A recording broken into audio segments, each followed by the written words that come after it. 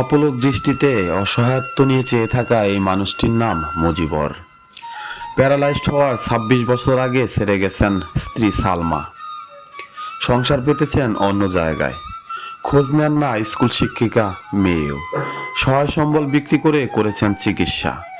তারপরেও সুস্থ নন তিনি। ক্র্যাচের উপর ভর করে হাঁটতে হয় তাকে। নিজের জায়গা না থাকায় সড়কের পাশে ছোট্ট একটি টিনের ছাপড়ায় ঠাঁই হয়েছে ৭৫ বছর বয়সী এই মুজিবর খাল। নানা রোগে জর্জরিত এই বৃদ্ধাকে কেউ খাবার দিলে খেতে পারেন, না দিলে না খেয়েই থাকতে হয়। বলছিলাম টাঙ্গাইল জেলার গোপালপুর উপজেলার হেমনগর ইউনিয়নের শাখারিয়া গ্রামের মুজিবর খার কথা। একসময় করতেন পোশাক কোম্পানিতে চাকুরি। কর্মরত অবস্থায় ১৯৯৮ সালে স্ট্রোক করে অসুস্থ হয়ে পড়েন। চাকরি ছেড়ে বাড়ি চলে আসেন। নিজের সহায় সম্বল ঘর বাড়ি ভিটামাটি বিক্রি করে করেন চিকিৎসা। এরই মধ্যে তার স্ত্রী তাকে ছেড়ে চলে যান। মালা ও সীমা নামে রয়েছে দুইটি মেয়ে। একটি মেয়ে করেন প্রাথমিক বিদ্যালয়ে চাকরি। মেয়েরাও খোঁজ নেন না তার বাবার। কারণে সব দিক দিয়ে খাওয়া দাওয়া থাকায় হওয়া সব দিক দিয়ে এই যে রাত দিনে তাও একটু মনে ভালোই লাগে, মানুষের সাথে কথাবার্তা করি। এত একা থাকি না, তখন আর ঘুম নেই।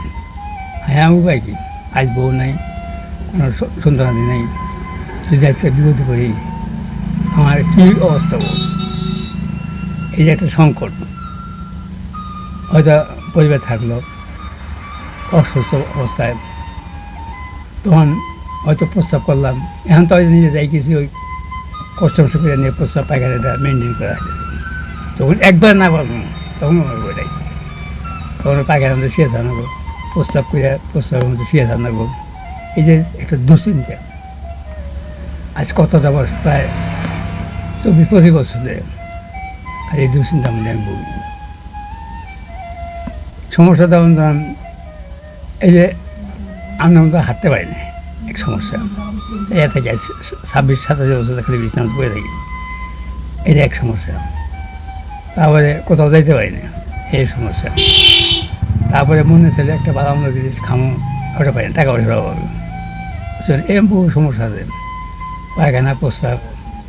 এর মনে করেন অবস্থা খুব খারাপ, আর কোনো লোক নাই, কিছু নাই।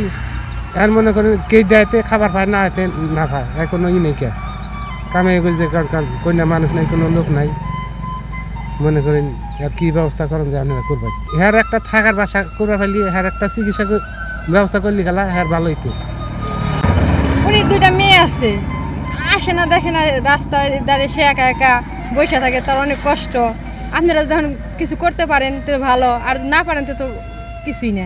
কিন্তু উনিরা অনেক দয়া করলে খুব ভালো হয়, কিন্তু তার অনেক কষ্ট হয়, পায় তার সমস্যা। তারা আমি খাওয়াই, আমি গোসলের পানিটা আমি দিই। তারা আর কেউ নেই, দুইটা মেয়ে আছে, ঘরের দুইটা মেয়ে আছে, মেয়েরা আসে না। আইছিল বছরে একবার, একটু দেখছিলাম, আর দেখি না, এইটুকুই জানি। উনি এই রাস্তার ধারে অনেক দিন ধরে আছে, তা ২৫-২৬ বছর ধরে। আমি দেখাশোনা করতেছি তাও ৪-৫ বছর ধরে।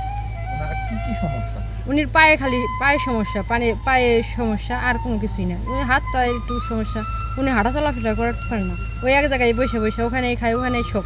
উনি পায়খানা, উনি প্রস্তাব পায়খানা সব ওই জায়গায়। উনি নড়াচড়াও করা এখন কষ্ট হয়। সরকার যদি তারা এখন অনেক একটু উপকার করে তাহলে অনেক ভালো হয়। কি একটা ঘর দেওয়া দিল, এই যে রাস্তার ধারে থাকে, কত কষ্ট, গরম, কত কষ্ট, একটু নড়াচড়া করা না, খুব কষ্ট হয়। তার সরকার যদি হেল্প করলে তাও একটু ভালো হয়।